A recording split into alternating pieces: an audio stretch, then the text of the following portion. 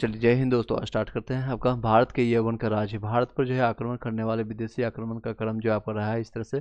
हिंद यूनानी आया था, फिर शक, फिर आपका पहलवन और उसके बाद कुषाण आता है। सबसे पहले हिंद, उसके बाद लास्ट में कुषाण, बीच में शक और पहलवन आपका रहता है। सेल्यूकस द्वारा जो स्थापित पश्चिम और मध्य एशिया के विशाल साम्राज्य को इसके उत्तराधिकारी आपका एंटियोकस प्रथम ने आपका अक्षुण्ण बनाए रखा।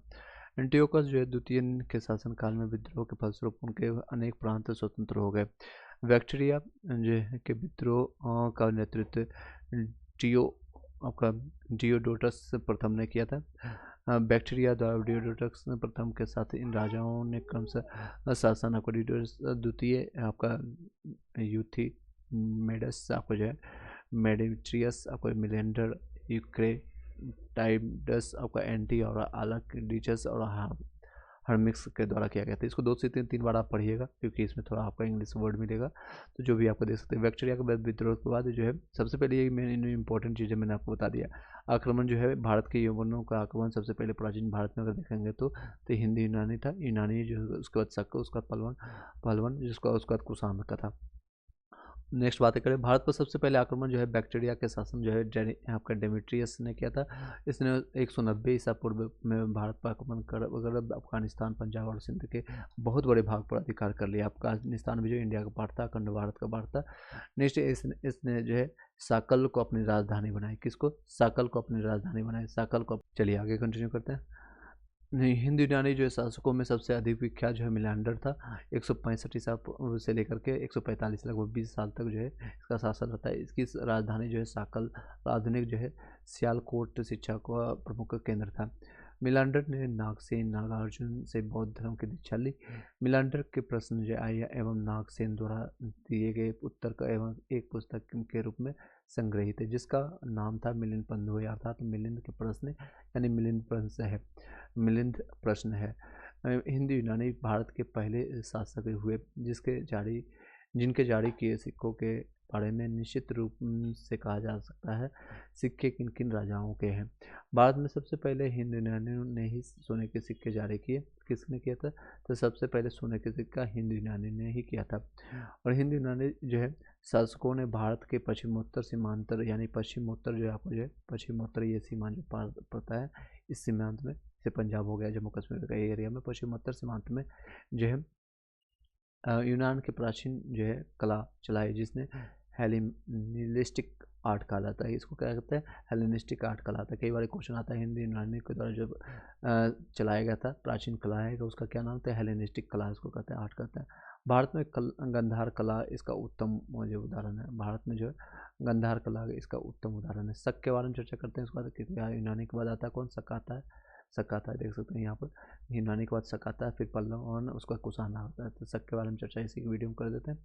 आई होप की वीडियो अच्छा लग रही है, लाइक करके सब्सक्राइब करके बेल घंटी दबा दीजिएगा। जिन लोगों को भी कोई भी पीडीएफ नोट्स प्राप्त करना है तो आप टेलीग्राम ग्रुप में आप लिंक भेज दीजिएगा। शक बक के बारे में चर्चा करता है। यूनानियों के बाद जो है शका है। शकों के 5 जो है शाखाएँ थी। तो कई बार क्वेश्चन आता है किस तरह के इसमें कितने शाखाएँ थी? इसमें 5 शाखाएँ थी। कितने? 5 शाखाएँ इसमें बने थे, 5 शाखाएँ थी। हर शाखा की राजधानी भारत और अफगानिस्तान में अलग अलग भागों में थी। हर शाखाओं की राजधानी जो भारत और अफगानिस्तान के अलग अलग भागों में थी। पहली शाखा ने अफगानिस्तान, दूसरी शाखा ने पंजाब राजधानी तफसीला, तीसरी शाखा ने मथुरा, चौथी शाखा ने पश्चिमोत्तर भारत एवं पाँचवीं शाखा ने उत्तरी दक्कन पर प्रभुत्व स्थापित किए। शक मुख्यतः जो है मध्य एशिया के निवासी थे और चारागाह की खोज में भारत आए थे। कहाँ पर? शक जो है मूलतः जो है मध्य एशिया के निवासी थे और चारागाह की खोज में भारत आए थे। 58 ईसा पूर्व में उज्जैन के एक अस्थायी राजा ने शकों को पराजित कर बाहर खदेड़ दिया और विक्रमादित्य की आपका जो है उपाधि धारण कर लिया था। कब से? तो 58 यानी 58 ईसा पूर्व में उज्जैन के एक स्थानीय राजा ने शकों को पराजित करके बाहर उसको खदेड़ दिया और विक्रमादित्य की उपाधि धारण किया। शकों पर विजय के उपलक्ष्य में 58 ईसा पूर्व में एक नया संवत जो है जिसको कहते हैं विक्रम संवत के नाम से जाना जाता है। कई बार एक विक्रम संवत और शक संवत के बीच में आपको पूछा जाता है, तो दोनों के बीच में डिफरेंस कितना है? तो 135 सालों का डिफरेंस है। एक 78 BC माना जाता है और 78 AC माना जाता है। दोनों का डिफरेंस है 135 साल का डिफरेंस है। आने वाले समय में पढ़ेंगे उसको विस्तार से। चलिए आगे कंटिन्यू करते हैं। आगे कंटिन्यू करते हैं। इसको विक्रम संवत स्टार्ट किया गया। कब किया गया? तो ये क्वेश्चन आता है तो 78 BC 58 BC में आपका जो स्टार्ट हुआ है, 58 यानी कि 58 BC में। उसी समय से जो है विक्रमादित्य एक लोकप्रिय उपाधि बन गया, जिसकी संख्या जो है भारतीय आपका इतिहास में 14 तक पहुँच गई, यानी 14 लोगों ने इसका उपाधि धारण किया था विक्रमादित्य का। गुप्त सम्राट जो है चंद्रगुप्त द्वितीय सबसे अधिक जो है विख्यात विक्रमादित्य था, सबसे ज़्यादा इसको विख्यात करते थे। शकों की शाखाओं की तुलना में दक्षिण भारत में प्रभुत्व स्थापित करने वाली शाखा ने सबसे लंबे अरसे तक शासन किया, लगभग 4 शताब्दी तक किया था। गुजरात में चल रहे समुद्री व्यापार से यह शाखा काफ़ी लाभान्वित हुई और भारी संख्या में चांदी के सिक्के जारी किए। शकों का सबसे प्रतापी शासक रुद्रदामन प्रथम था, जिसका शासन आपका 130 से लेकर के 150 ईस्वी गुजरात के बड़े भाग पर था। शकों का सबसे प्रतापी शासक रुद्रदामन प्रथम था, जिसका शासन 130 से 150 ईस्वी गुजरात के बड़े भाग पर था। इसने कारीवाड़ा के अर्ध शुष्क सुदर्शन झील मौर्यों द्वारा निर्मित का जीर्णोद्धार किया। रुद्रदामन संस्कृत का बड़ा प्रेमी था। उसने ही सबसे पहले विशुद्ध संस्कृत भाषा में लंबा अभिलेख गिरनार अभिलेख जारी किया। इसके पहले के सभी अभिलेख प्राकृतिक भाषा में रचित थे। किस भाषा में? तो प्राकृतिक भाषा में रचित थे। नेक्स्ट है, भारत में शक राजा को अपने को क्षत्रप यानी क्षत्रिय या कह सकते हैं क्षत्रप कहते थे। नेक्स्ट है कुषाण, उसके बाद आता है पल्लव के बाद जो है पल्लव के बारे में बात जो है कुषाण आए, जो यूची यानी एवं तोखरी भी कहलाते थे। इसको क्या कहते हैं? यूची और तोखरी के नाम से भी कहते थे। पल्लवों के बाद आपको कुषाण आए, जो कि यूची और तोखरी भी कहलाते थे। यूची नामक और कबीला 5 कुलों में बट गया था। उन्हीं में से एक कुल थे कुषाण का था, एक उसी में से था। किसके कबीला था, किसका भाग था, ये क्वेश्चन आता है। तो यूची के नाम, यूची पहला वाला। कुषाण वंश के संस्थापक जो है कुजुल कटफिसेस था। कौन था? कुजुल कटफिसेस था।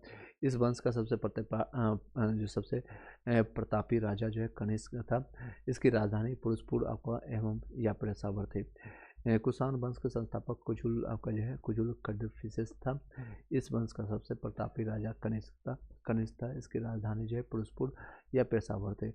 कुषाणों की द्वितीय राजधानी मथुरा थी। कुषाणों की दूसरी राजधानी कहाँ पर थी? तो मथुरा में थी। कनिष्क ने 78 ईसा पूर्व, देख सकते हैं 78 ईस्वी में गद्दी पर बैठा, जिसने एक संवत चलाया जिसको शक संवत कहते हैं। शक संवत आपका 78 ईस्वी में चला। 78 ईस्वी में एक आपका चलाया गया था 58 ईस्वी में, अभी मैंने बताया था, इसके बारे में चर्चा किया था। ये किसके द्वारा? तो शकों के द्वारा किया। एक शक और कुषाण, पहले सो आता है, को आता है, उल्टा है हालांकि इसमें। शक कुषाण ये 78 ईस्वी में कर सकते हैं, आफ्टर जो है क्राइस्ट के जन्म के बाद ये संवत चलाया, जिसका शक संवत इसको कहते हैं। और विक्रम संवत किसके द्वारा चलाया गया था? शकों के द्वारा चलाया गया था। दोनों के बीच में 135-36 साल का डिफरेंस है, याद रखिएगा।